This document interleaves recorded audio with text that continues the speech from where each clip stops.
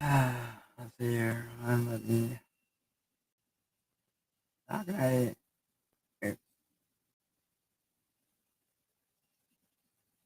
Where in the heck do I always?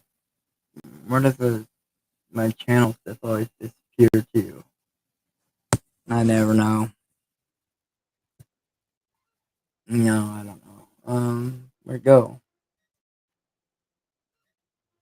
I want to be able to say hi and stuff. Anyways, hey, let's see. Let's turn it on the chat, I guess.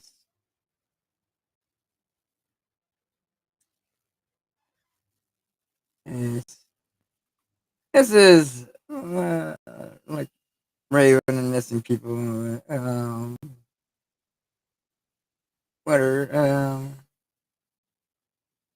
I knew Raven in 2004 and 2005, and these are some of her favorite songs.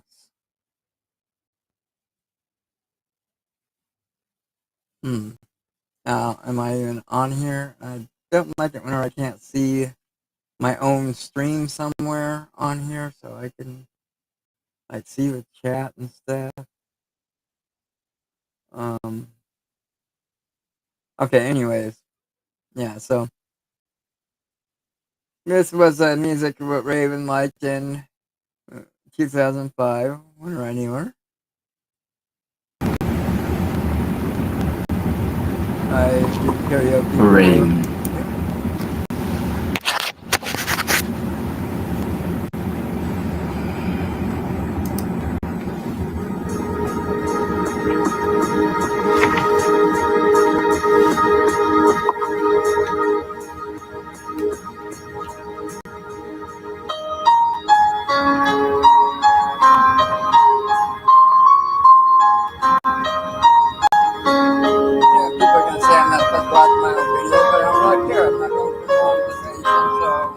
She walks to school with a lunchy pack. Nobody knows what she's holding back. Wearing the same dress she wore yesterday, she hides the bruises with linen and lace. Oh.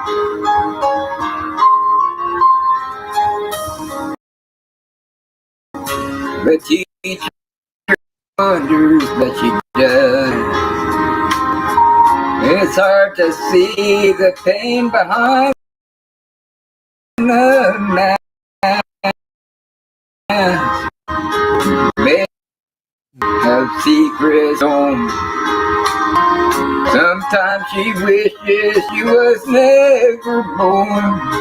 Through the wind and the rain, she stands hard as a stone. In a world that she can't rise above but her dreams. Give her wings and she flies to a place where she's loved.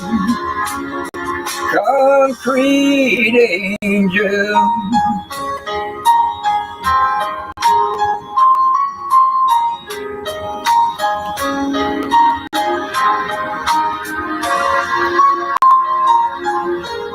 Somebody cries in the middle of the night. The neighbors hear, but they turn out the light.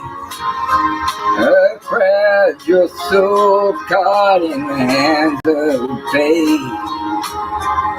When morning comes, it'll be too late. Through the wind and the rain, she stands hard as a stone. In a world that she can't rise above. But her dreams give her wings and she flies to a place where she's loved. Concrete angel. Yes.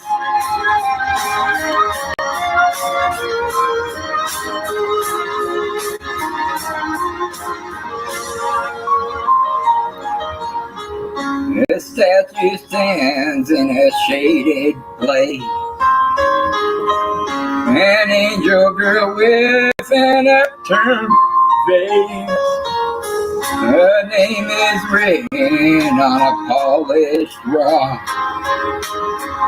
A broken heart that the world forgot. Through the wind and the rain, she stands hard as a stone. In a world that she can't rise above.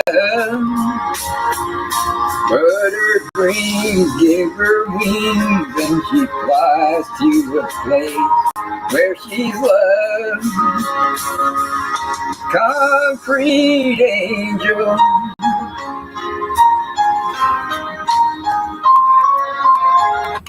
How do I want to do this? Okay, let's pause this right here, I guess. I'll come back and listen to some of the songs later, I guess, off that. Hello, Joji and Cornelis Victor. Alright, now, what do I want to go with this? Let's go to this, I guess.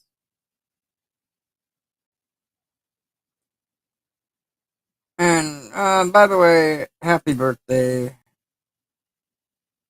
Raven. Soon. I feel so bad for letting each of you down, for doing what I always said I never would. Yes, I'm ashamed, but I'm happy that I'm still alive and that I'm finally taking the actions to fix myself and turn my life around. I know all too well how drugs can and have affected our family. But hey, I guess it's never too late to change, and damn it, I'm going to break this chain. I'm really scared of failure, even though I know it's not an option and I know that I can do it. When the new year rang in, I knew what I had to do. I gave it to God, and I said, either help me fix myself or end my life. I'm tired of being like this. Gotta put that link down there. Crazy thing is, I haven't felt the same since. To be honest, I never felt better. And to whom it may concern, I start treatment on January 12th, 2015. It's just another bump in the road, but I'm going to need all the support I can get. Happy New Year, everyone. I know I'm a little late. Sorry for that. And Cody did start treatment, but unfortunately, he wouldn't complete the program. And about 6 months later, Cody would go missing. Just a few months ago, his mother reached out to me asking for help. It's time to turn on the searchlight. Okay,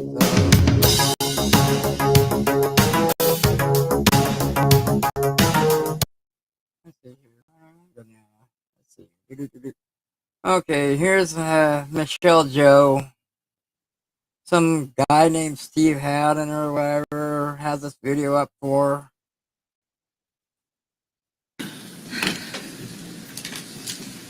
Next, under the open discussion is item 4A2, a proclamation regarding missing and unidentified persons awareness month. Here to accept the proclamation is LNW-SHo, and Council Member White will be reading the proclamation.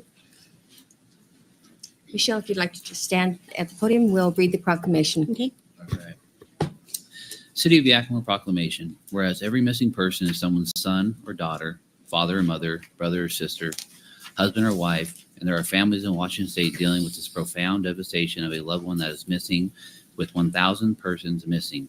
13 of those are from Yakima County, and more than 100 persons remaining to be identified.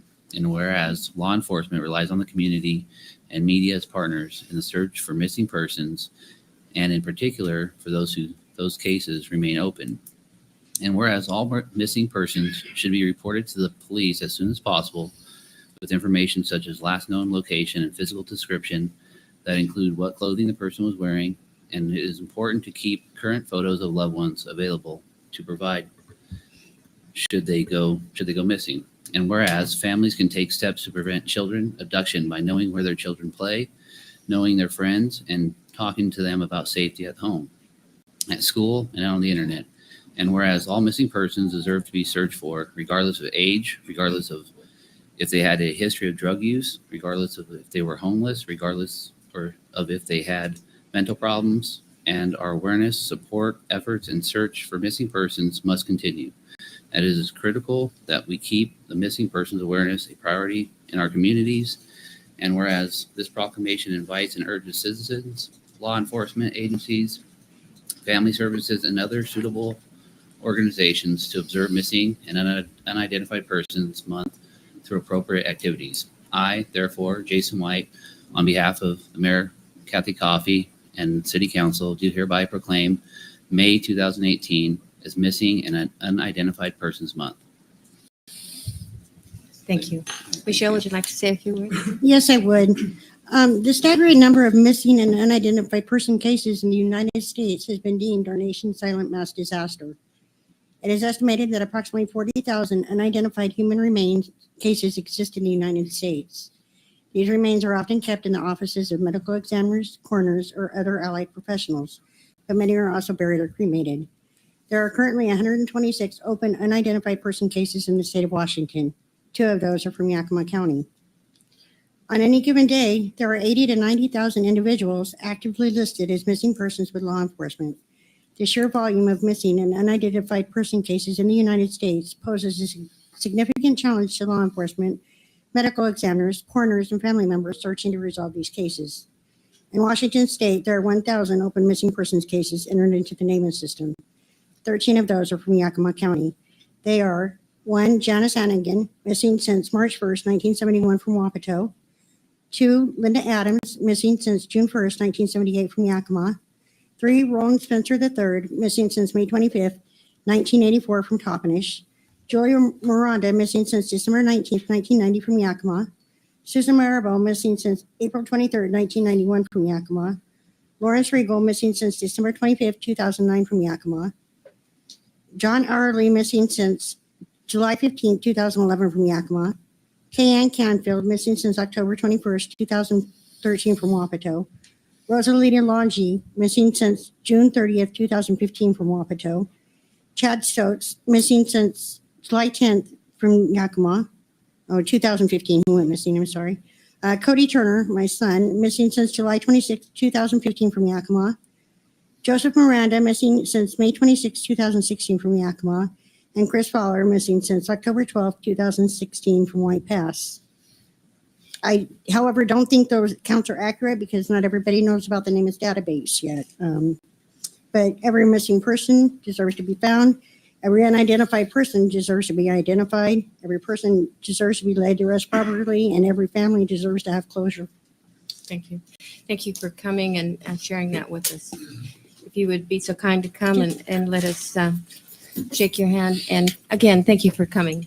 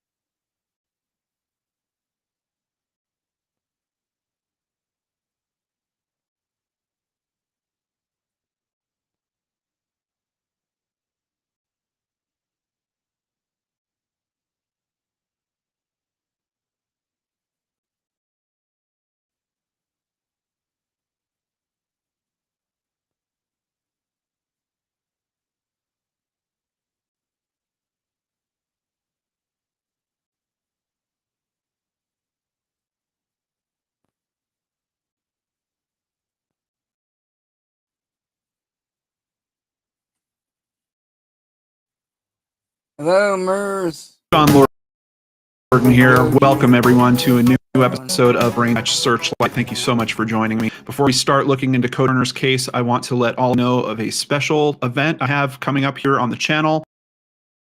On Monday, September is Labor Day here in the US.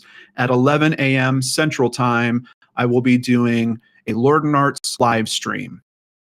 And basically, I don't have a particular, I'm just doing a live Q&A. I saw how excited you guys were when I had that accidental live stream a couple weeks ago. Thought maybe we should do an official one, give you guys a chance to ask me whatever questions you want. So don't miss it. That's next Monday, September 3rd, Labor Day at 11 a.m. Central Time in the US. So today we are looking into this case, and it's a tough one. You know, whenever parents contact me, that always certainly grabs my attention. Cody's mother was very forthcoming with me about some details. You heard in the letter, his family struggled with drug addiction. She was very clear about that herself. Unfortunately, we're talking about a very, very tough drug in terms of how it affects families. In this case, we're talking about methamphetamine. And as we're looking through pictures of Cody, you can even see there seems to be a pretty dramatic weight loss that happens leading right up to his disappearance. But in this picture, he's certainly a bit healthier and looks a little bit happier to me. Here we see that he's missing from Yakima, Washington. Cody Turner, he would be 26 when he went missing in July of 2015, July 26th of 2015, at the age of 24. So this poster is a little old. I believe now he would actually be 27 years old. And of course, we have contact information in the description box below, including a way to submit anonymous tips if you happen to have any information about Cody. But let's take a look at this case and try to learn more about it. Even in this photo of him here, and I know it's a little tiny photo, you can see there's been some serious weight loss, and I don't know if it's just this particular moment when he's taking this photo, but he doesn't look very happy to me in this photo as well. Cody Henry Turner, male, white, Caucasian, date of last contact July 26, 2015. The age at the time he was missing is 24, and yes, they have the current age here at 27. So what can we learn about this case? He also goes by the nickname of Cooter. He is 5'5" to 5'7", and for their weight, they have him between 150 to 170 pounds. Of course, with an addiction, particularly something like meth, his weight could fluctuate greatly depending on if he's getting his drug or not. So you might see him looking a bit heavier. You might see him looking a bit lighter. Let's get into the circumstances of the disappearance. Cody was last seen on July 26, 2015, around 9 p.m. at the residence he shared with his dad and paternal grandma. Cody had been gone for most of the day with his dog, Ariel, but came home to shower, change clothes, eat, and grab some cigarettes. He has not been seen or heard from by anyone in the family since. He had his cell phone with him, but it has gone straight to voicemail since July 28th. What's interesting about that is obviously we have a couple of day gap there. So we have him missing on the 26th, and they're still able to successfully ring his cell phone until the 28th, which means there should be a ping trail where we can at least see where he was during that period of time. Unfortunately, none of that information has been made public. I haven't seen any information on that at all being reported from the authorities in this case. So I don't know how helpful the trail is, or if his phone was just staying at one static location or something along those lines. Yes, sandy hair. His hair is usually kept short and neatly trimmed. Sometimes he spikes it on the top, or he wears a crew cut. He often has a 2-inch goatee and a mustache. His eyes are green. For piercings, he has both ears pierced and his tongue pierced, but he has not worn his earrings or his tongue for a long time. On top of that, there's a scar on his abdomen and a scar on his left wrist. For tattoos, he has the name Natalie with flames on his right bicep. He has 3 skulls with swords going through on his left bicep, and a tribal stamp on the upper left inside arm.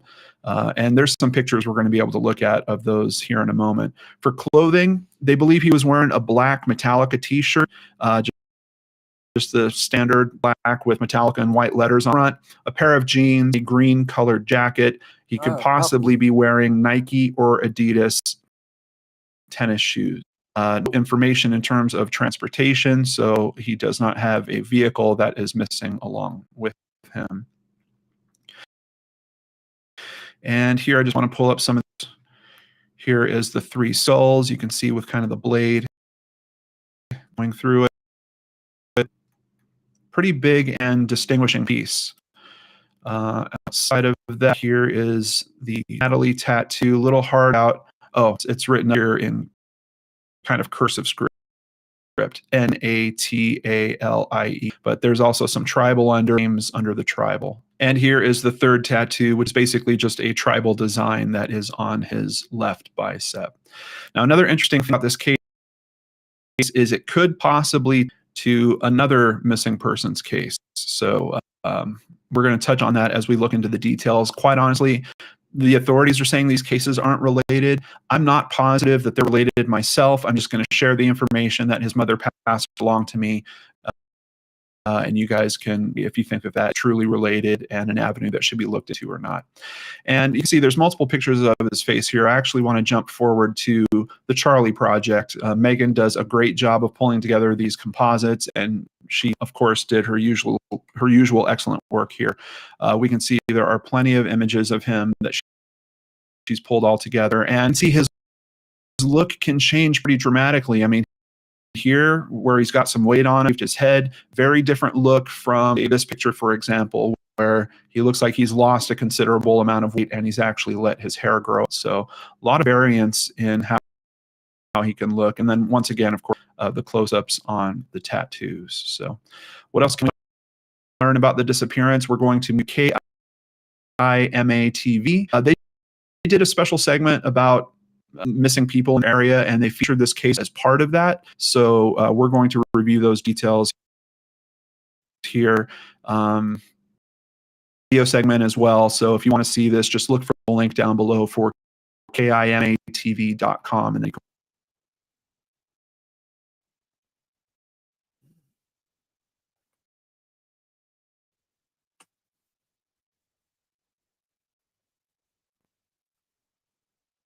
Come on.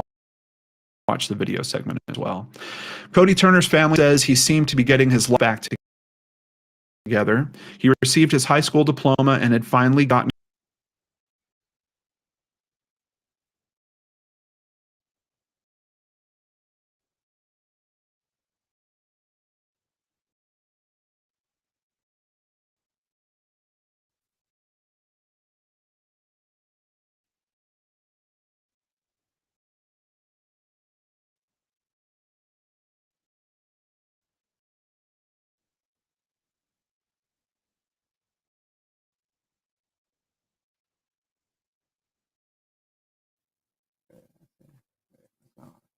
There's something wrong. Reload. Something blah blah blah. And they're talking about. Hello, Michelle. Nice to see you.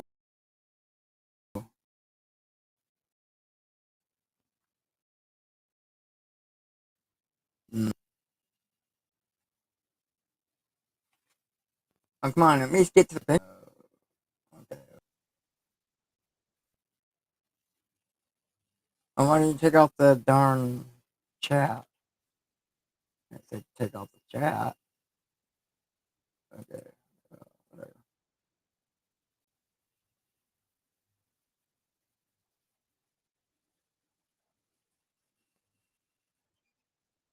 Hello, Danny T. I see you, Danny. You're trying to. Hopefully, it doesn't like do anything. I hope not, because some of that story actually came from me and his mom.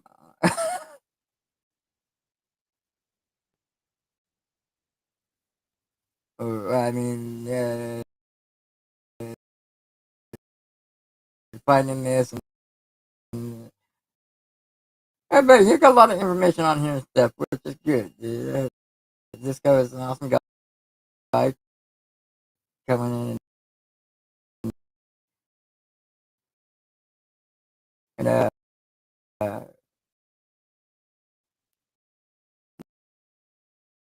doing this for her. Right?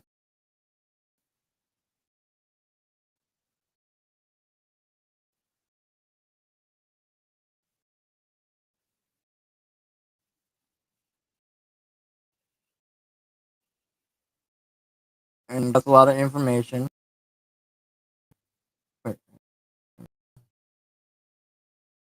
uh, I'll just, yeah, I don't know anything.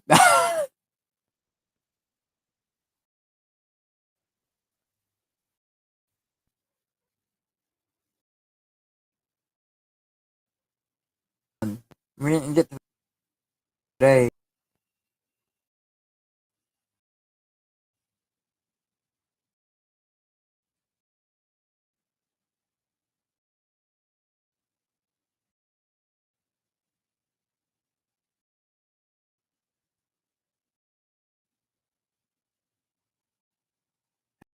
Hello, Danny.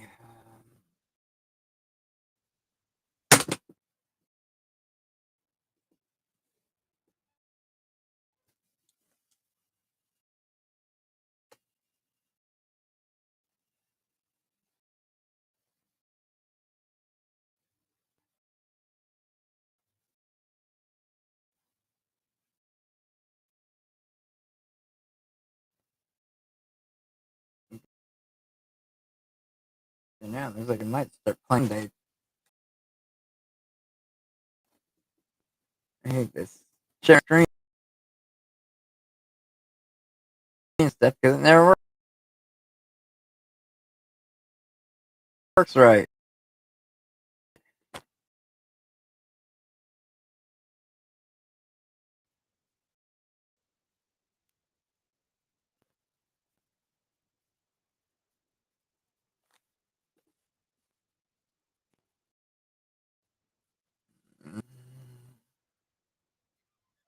Do.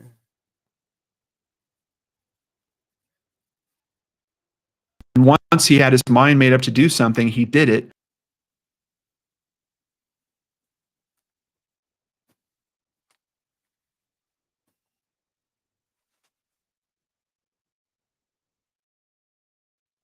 Mm.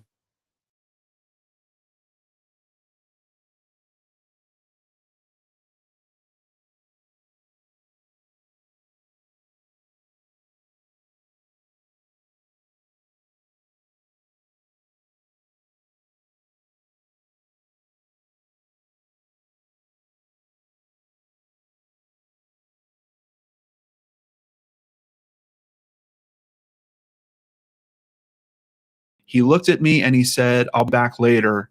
I love you." Mike Backham, Police Department, says they have done a lot of investigation on this case, but they have not been able to find any actual evidence to determine the cause of his disappearance. Turner's mother is asking people to come forward and speak out if they know any information.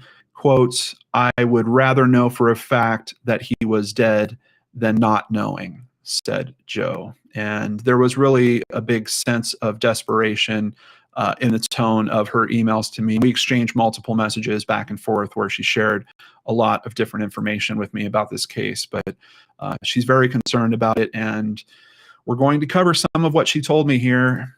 I want you guys to take it with a grain of salt because I don't like jumbling missing persons cases together, and we're going to have that happen here pretty quickly. Continuing over at the yakimaherald.com, Michelle Joe believes her son is dead, but she doesn't know, and that's the part that hurts. In July, Cody Turner will have been missing for 2 years. That same month in 2015, another Yakima man, Chad Stotts Gomez, also disappeared. Police say they have nothing concrete to connect the cases. Both men are still considered missing. So I do want to feature Chad as well, just because Michelle seems to think there's a very good likelihood that they're connected. At the time that they went missing, there was actually a third man that was kind of added to this group as well. We're going to touch on that in a moment, but let me explain to you guys a bit about why there seems to be some connection with Chad here. And we can see we've got a photo of Chad here. His date of last contact is July 10th, 2015. So he actually goes missing about 2 weeks before Cody does. The information that she sent to me talks about a shooting. On July 10th, 2015, there was a 36-year-old woman that was shot multiple times at a homeless camp known as The Island in Yakima, Washington. We'll call her Jill. Jill claims that she did not see who had fired the shots, and she doesn't cooperate with the investigation. The police do find blood, but no bullets or gun at the scene. According to some reports that I've seen on this, there were signs that Chad could have been seriously harmed at this scene, but the detective doesn't really go into much more detail than that. I'm assuming that it could be based off a significant finding of blood, and Michelle kind of states that in her emails to me as well, that there seemed to be a large pool of blood found at the scene. And I do believe that there was testing to confirm that Chad's DNA was at the scene. I don't know if it was specifically the blood that was used or not, but authorities are fairly certain Chad was definitely at the site of where this shooting went down. Now, I know some people might be thinking, well, that could mean one of two things depending on what's going on here. If it is the blood and it is a significant amount, then we're looking at Chad potentially as a victim. If the DNA was not on the actual blood and was found on something else, maybe Chad had a reason to disappear because maybe he's involved with this shooting in some way. Now we're going to get into the rumor mill just a little bit here, so please take this with a grain of salt. Word on the streets is that Chad had been asked by Jill's boyfriend, who we'll call Jack for the rest of this, to keep an eye on Jill and keep her safe while Jack was gone on a business trip out of town. Rumors are that the bullets were intended for Chad, but Jill had gotten in the way either intentionally or unintentionally. So I don't know if something happened here between Jill and Chad, if maybe some type of romantic thing sparked up. I can't think of why she would step in the line of fire for bullets that were really meant for Chad outside of something along those lines. As of today, there have not been any arrests made in connection to the shooting, and Chad has still not been found. Cody and Chad did know each other because at one time Chad had been my neighbor, but I didn't think that they ever hung out with each other after Chad had moved. But some people have said that they saw them together a time or two. So, it's tough because it seems to me like, at least in the rumor mill, there is enough of a story to try to put something together for understanding what happened to Chad. And I don't know if Michelle is in some way hoping that there is a connection there between Cody and Chad, because maybe there's an explanation about what has happened to Cody that's part of all that. But I'm not seeing it, at least with the information that is being shared to us publicly. The only place I'm seeing it is kind of in that rumor mill information that Michelle's relaying to me. So I just really make sure that we all keep that in mind as we're looking into this going forward. I don't know that these cases are related. We specifically have law enforcement saying they can't find connections to connect these cases. But we do know that these men at least knew each other in some passing way. Honestly, to me, the way Michelle talks to me about it, it feels more like she is connected. That she knows Chad, and yeah, because of that, Cody was around at that time, and he probably knows Chad as well. But I don't know that these are guys that had any reason to socialize or really spend a lot of time together. As a matter of fact, Chad's he's a bit older. He's 36 when he goes missing. Cody's only 24. Of course, if they're in a drug scene and that's part of their circle and part of their social life, it could be that they were pulled together by that. I mean, 10 years certainly isn't out of the realm of possibility for people to socialize with each other like that. So I can't discount it. I'm just not seeing a lot of information to really tie it together. Back to the Herald. Police are continuing to work cases, though they say they need help from the public. Turner, 24, was last seen July 26, 2015. Relatives acknowledged that he was likely using methamphetamine and hanging out on the street with others who did the same. So once again, maybe that is the connecting factor between these two men here. But on top of that, we get another twist in all this. Once again, I don't know if it's related, but I'm going to share it with you guys so you have all the same info that I do. November of 2015, Yakima resident Norma Emerson was a 54-year-old mother of 2 adult children who was found shot in the head outside East, I think that's Selah. Authorities indicated in court documents that Emerson was reportedly killed because she had information about a homicide committed by an ex-boyfriend. The ex-boyfriend? Jack. The suspect in that case, Raven Cutler, pleaded guilty to second-degree murder and was sentenced to 30 years in prison. Now we get another connection. Raven actually knows Michelle, Cody's mother, and has communicated with her. So I'm going to share some of that with you in a moment also. Joe said Cutler, an acquaintance of hers, messaged her on Facebook to say she had seen Turner and Stotts Gomez together in downtown Yakima. Joe and Stotts Gomez met several years ago while living in the same trailer park. Joe said Cody would have met Stotts Gomez during that time, but she's not sure whether they would have crossed paths since. So what other information do we have here about Raven? This is directly from Michelle. I've personally known Raven for 15 years. I do believe that she was there at the time of the murder, but I am not 100% convinced that she is the one that actually shot Norma, even though she pled guilty. Raven also knew my son, Cody, and she left a comment on the Find Cody Turner Facebook page on August 5th, 2015, talking only 10 days after he's missing or so, saying that he had been with her 3 days before he had gone missing. That would have been on July 23rd, 2015.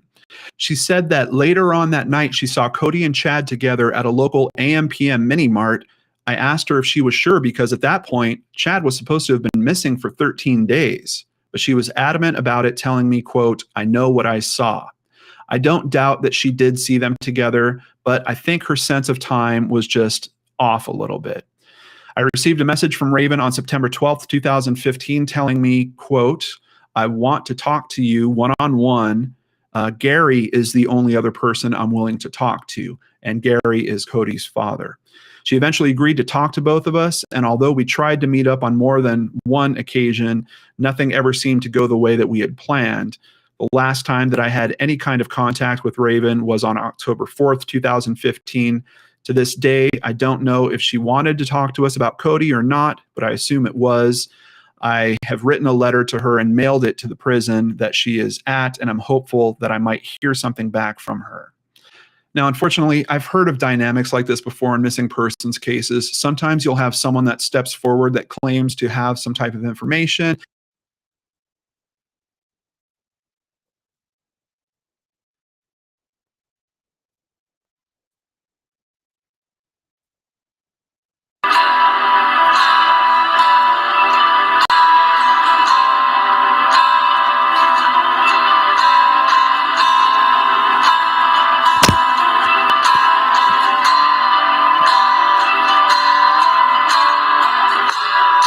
Pass me that lovely little gun, my dear, my darling one. The cleaners are coming one by one. You don't even want to let them start.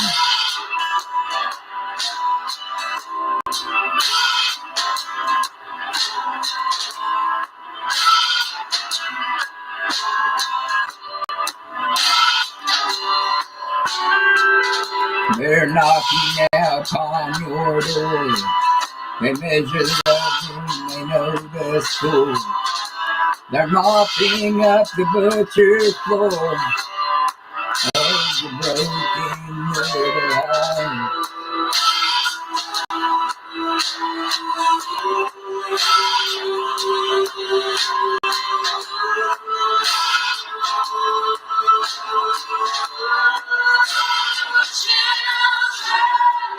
Forgive us now for what we've done. It started out as a bit of fun. You take these before we run away. The keys to the gulag. Children, lift up your voice.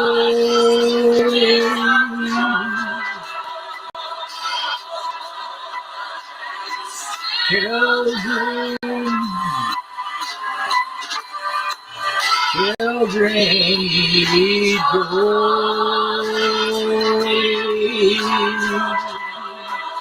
Come on, come on, come on, come on. Here comes Frank and poor old Jim. They're gathering round with all my friends. Rolling around, the light is dim, and we are only just beginning.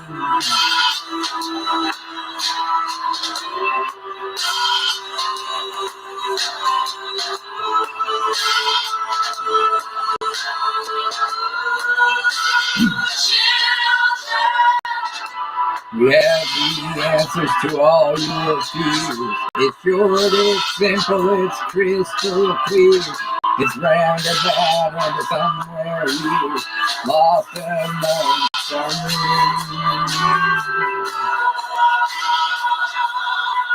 oh, children,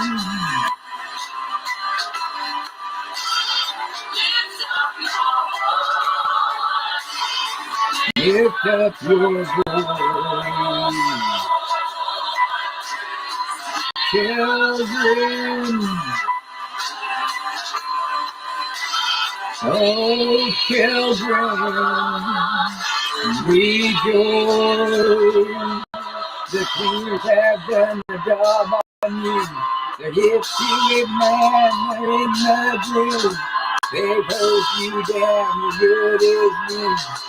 And they're lining up to inspect you.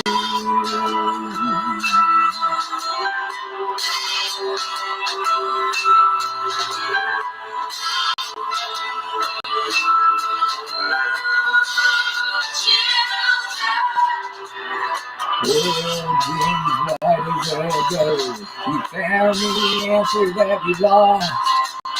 We're all weeping now, weeping because there ain't nothing we can do to protect you.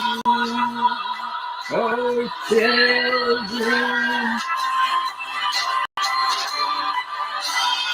lift up your voice.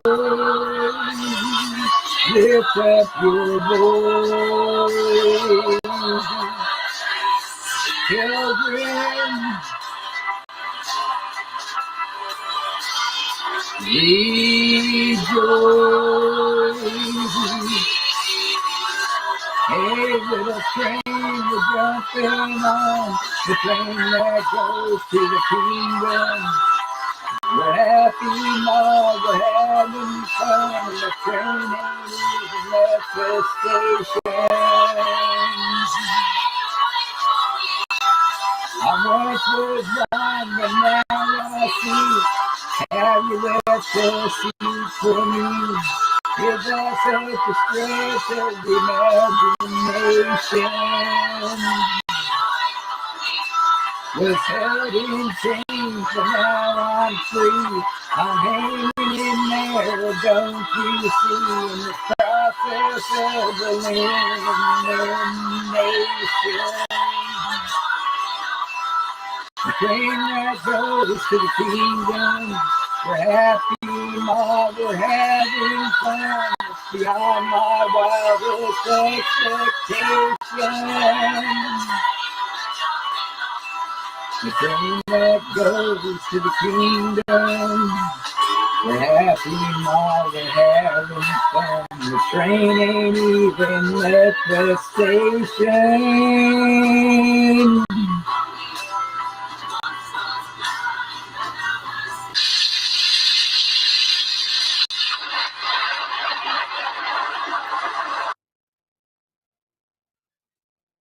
Hello, Miss Hargasper. Jenny T. Thank you. I gotta, I don't have my sound on. Are you hearing anything? I don't know. I have no idea. I have no clue. I don't know if I'm on. Oh, well, that doesn't even have that on there.